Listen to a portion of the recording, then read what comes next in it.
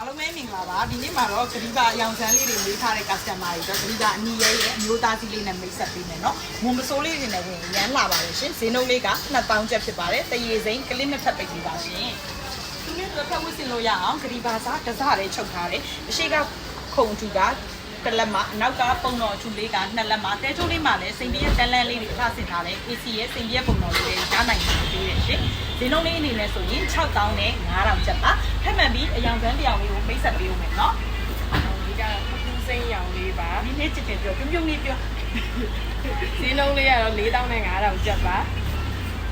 စိတ်လေးကတော့ AC စိတ်ကလေးပါဒီနေ့ဒီဘာသာတစားလေးဆက်ထားတဲ့ရိုးသားကြီးရဲ့ဈေးက3000ကျပ်ပါစိန်ကပ်ပြီးတော့အလောက်ဆင်ပေးထားပါလို့ရှင်ရုပ်ခဏမကလေးကိုကျမတို့ရဲ့ AC ခဏဆိုင်မှာကိုရိုင်းကိုကြလာပြီးအပိမဲကိုရိုင်းစမ်းစီကြည့်မယ်ဆိုရင်အမှတ်1အရှိအေရုံ